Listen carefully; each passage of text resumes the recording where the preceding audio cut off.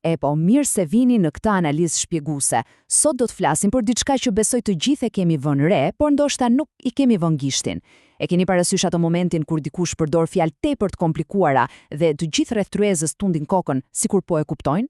Eksaktësisht, ne do të shpojmë atë mjegullën verboze dhe do të zbulojmë se si fjalori i sofistikuar shpesh, shumë shpesh në fakt, përdoret thjesht për të fshehur mungesën e thellë të kuptuarit. Le të futemi direkt në temë. Për shembull, lexoni pak këtë fjali. Të gjithë kemi qenë në një takim pune apo kemi lexuar një email ku dikush thot diçka fiks të këtij tipi. Ua, apo jo. Tingëllon kaq e rëndësishme, tingëllon sikur ky person sapo zbuloi sekretin e suksesit përfundimtar. Por, prisni pak. Çfarë do të thotë kjo konkretisht? Nëse e grëvishin pak sipërfaqen, çfarë fshihet poshtë atyre fjalëve bombastike?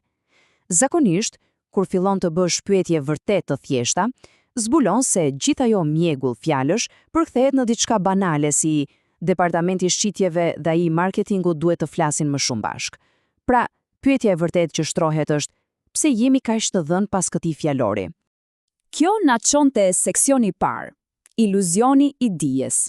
Ose më mirë, si fjalët na bëjnë të besojmë se e kemi kuptuar thelbin.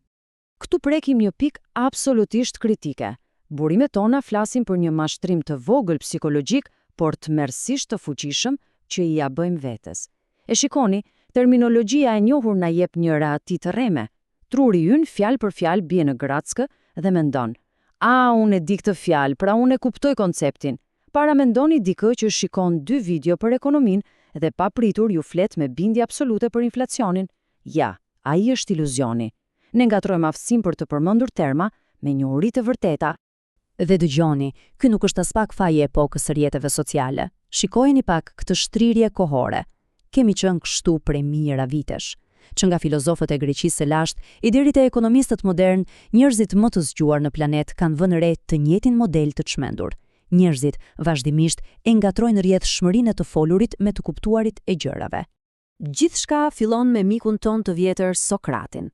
Ai e kuptoi, ndoshta më mirë se kushdo tjetër, se forma më e rrezikshme e ignorancës nuk është thjesht kur nuk di diçka, por kur nuk di dhe je thellësisht absolutisht i bindur se e di. Kjo është alarmante. Ndaj porosilia intelektuale është themeli çdo gërmimi për mençuri. Nëse e pranon që nuk e di, atëherë je gati të mësosh. Përndryshe, mbetesh i bllokuar në një kështjellë rëre.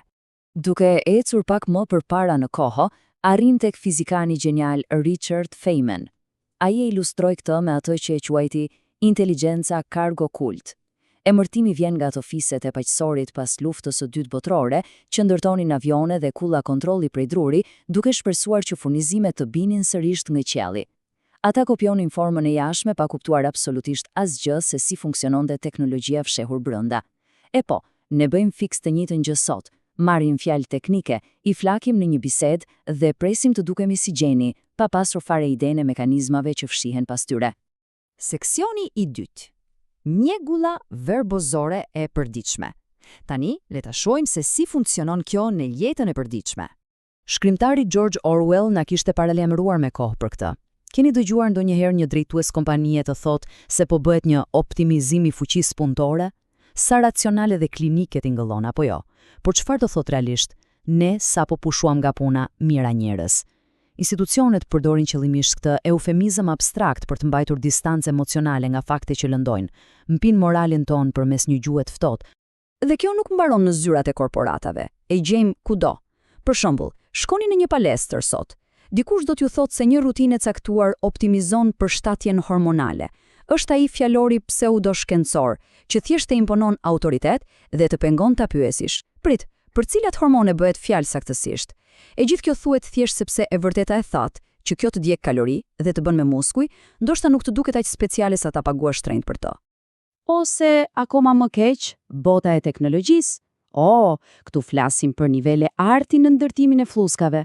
Sa herë kemi lezuar fraza si infrastrukturë blockchain e shkallëzueshme e drejtuar nga inteligjenca artificiale.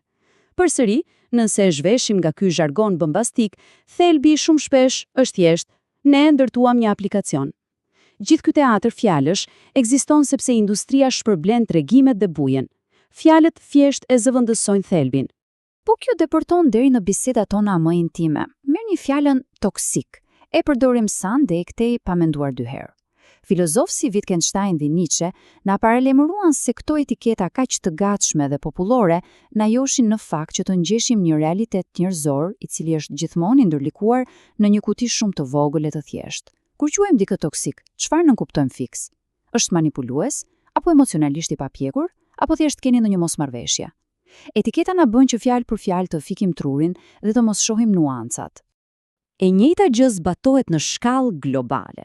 Ne ushqehemi përdit me slogane të ngarkuara emocionalisht, qoftë për ekonominë, shëndetin apo politikën. Këto slogane na e bëjnë jetën të lehtë, deri kur dikush fillon të ngre pyetje të duhura. Cili lloj? Cilat liri saktësisht? Krahasuar me çfarë?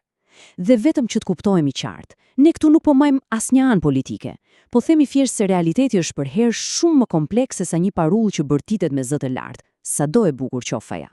Seksioni 3. Testi i thjeshtësisë apo thellësisht si ta zbulojmë të vërtetën. Investitori i famshëm, indieri Charlie Munger, e kishte një përgjigje. Ai godiste çdo iluzion përmes një breshërie pyetjesh nga shumë disiplina. Kur dëgjonte entuziazëm të paqartë dhe siguri të tepruar, ai ndërhynte, krahasuar me çfarë, si e dim ne këtë, cilat janë kompromeset. Provojeni një herë.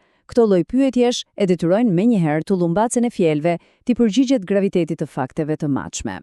Sepse kjo zbulon dy mënyra krejtësisht të ndryshme se si ne operojmë. Nga njëra anë, shpesh flasim thjesht për të dukur. Optimizojmë fjalët që të jemi të pranuar nga tjerët, që dukemi si të zgjuar. Por nga ana tjetër, është kërkimi i së vërtetës, që kërkon saktësi, kërkon qartësi, dhe të jemi të sinqert, orientimi i dytë është shumë herë më i lodhshëm.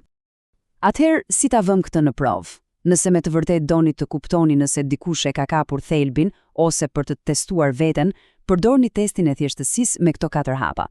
Shpjegojini konceptin pa e mbytur me zhargon, sillni një shembull nga jeta reale dhe, ç'është më e rëndësishmja, jeni të gatshëm të pranoni se ka gjëra që nuk i dini. Kur e kthen një koncept në gjuhë të thjeshtë, ti nuk po e banalizon atë. Përkundrazi, kjo është prova përfundimtare që e ke përtypur dhe asimiluar tërësisht thelbin atij informacioni. Është pak paradoksale, a nuk mendoni kështu? Të maskosh diçka pas abstrakteve të komplikuara, këto mund ta bëjë çdo kush. Por e vërteta është se mjeshtrit, ashtu si shkencëtarët më gjenial, e marrin të gjitha të lëmsh të jashtëzakonshëm dhe reduktojnë në një qartësi të kristalt e të drejtë për drejtë. Të menduarit e dobët fshihet pas iluzionit të kompleksitetit. Dhe kështu mbërrim në fund të këtij shpjeguesi. Le ta fiksojmë këtë rregull. Betejë për qartësi niste mënyra se si artikulojmë fjalët, dhe të gjesh atë fije guximi për të thënë, shiko, ndoshta nuk e kuptoj këtë gjë aq mirë saç po e shes, është fjalë për fjalë një nga gjërat më inteligjente që një person mund të pranojë ndonjëherë. Ndaj po ju lë me këtë mendim për të bluar sot. Në gjithë ato ide, lajme dhe bindje që i mbrojmë aq forte me zjarr çdo ditë, sa prej tyre mund t'i mbijetonin vërtet këtij testi thjeshtësisë? Le të fillojmë të thjeshtojmë gjuhën tonë, që të mund të qartësojmë mendjen. Shihemi herën tjetër.